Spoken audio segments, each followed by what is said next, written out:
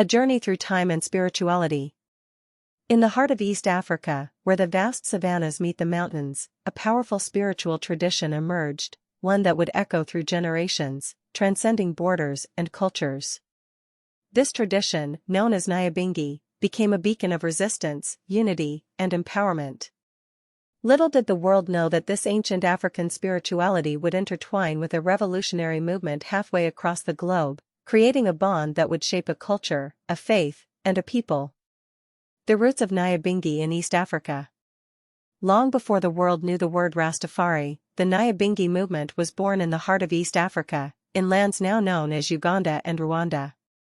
This movement began as a fierce response to the colonial powers that sought to subjugate the African people. In the face of oppression, the Nyabinghi were more than just spiritual figures, they were symbols of resistance, divine forces who gave strength to those who fought for their freedom. Through rhythmic drumming, powerful chants, and communal ceremonies, the people connected with their ancestors, seeking both guidance and strength to overthrow the forces that sought to keep them down. The sound of the drum became a heartbeat of freedom, and the gatherings around sacred fires were not just about worship, but about defiance. Nyabinghi was a call to stand tall, to resist, and to reclaim what was rightfully theirs. The birth of Rastafarianism in Jamaica. Across the ocean, in the island nation of Jamaica, a new spiritual movement began to take root. It was the 1930s, and in the wake of colonialism, Marcus Garvey's message of African pride and unity was sweeping across the Caribbean. He called for the repatriation of African people to their homeland, Ethiopia, which he saw as the promised land. This vision deeply resonated with many in Jamaica. In 1930, a significant event occurred, the coronation of Haile Selassie I as the Emperor of Ethiopia. To Jamaicans of African descent, it was a divine confirmation that their struggle for freedom had been answered. Haile Selassie became the living God, Jah, and the Rastafarian movement was born. But Rastafarianism wasn't just about worship, it was about liberation. And this is where the influence of Nyabinghi began to take shape. The fusion of Nyabinghi and Rastafarian spirituality. The Rastafarians, inspired by the ideals of Pan-Africanism and repatriation, embraced the Nyabinghi tradition as their own. The two movements shared a common goal, to resist oppression and to reconnect with African heritage. Nyabinghi's powerful symbols of resistance, divine guidance, and unity resonated deeply with the Rastafarians. Through the use of drums and chanting, Rastafarians began to hold their own Nyabinghi-inspired ceremonies. These gatherings were not just about worshipping Jah, but also about coming together as a community to celebrate their African roots and resist colonialism and the lingering effects of racism. The fusion of Nyabinghi and Rastafarian spirituality. The Rastafarians, inspired by the ideals of Pan-Africanism and repatriation, embraced the Nyabinghi tradition as their own.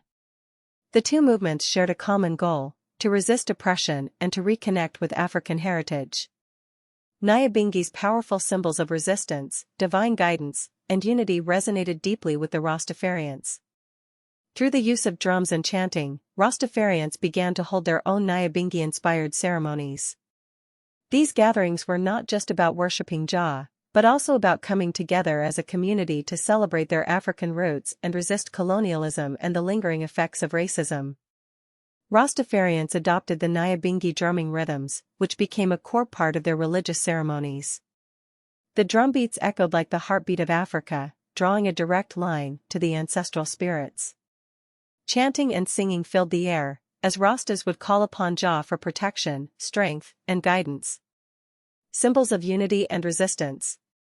Nyabinghi rituals, with their emphasis on community and resistance, became more than just spiritual practices for Rastafarians, they became a lifestyle. Central to their belief system was the idea of repatriation, returning to the African continent, which they saw as the promised land. The Rastafarians believed that their divine connection to Haile Selassie and their spiritual ancestry called them to reclaim their rightful place in Africa, free from the legacy of colonial rule. Nyabinghi's influence also brought with it powerful symbols. The Lion of Judah became the symbol of strength and royalty, representing Haile Selassie as the divine king. The colors red, green, and gold, representing the blood of African martyrs, the land of Africa, and the wealth of the continent, became the symbol of the Rastafarian faith. These colors were seen everywhere, on flags, clothing, and in art, a visual representation of unity and resistance.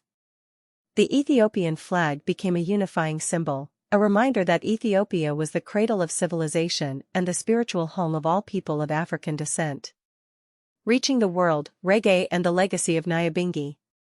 As the Rastafarian movement grew, its message of spiritual liberation and social justice spread far beyond Jamaica.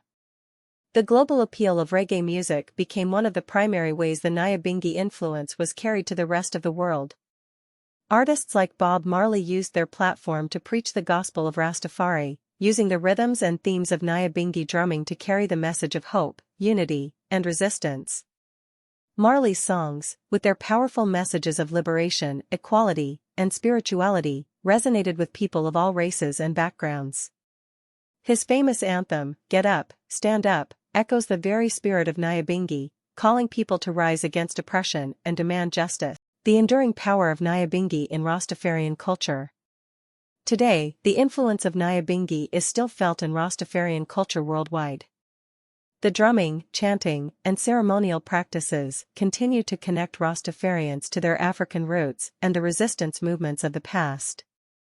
Nyabinghi remains a symbol of spiritual power and freedom, reminding people of the importance of standing up against injustice and embracing their African heritage. The legacy of Nyabinghi and its profound impact on Rastafarianism serves as a powerful reminder that the fight for freedom, unity, and spiritual empowerment is ongoing. It is a legacy of resistance against colonialism, racism, and all forms of oppression that continues to inspire people around the world, generations after the drums first began to beat. As the drumming continues, the message remains clear: rise up, stand firm, and remember your roots.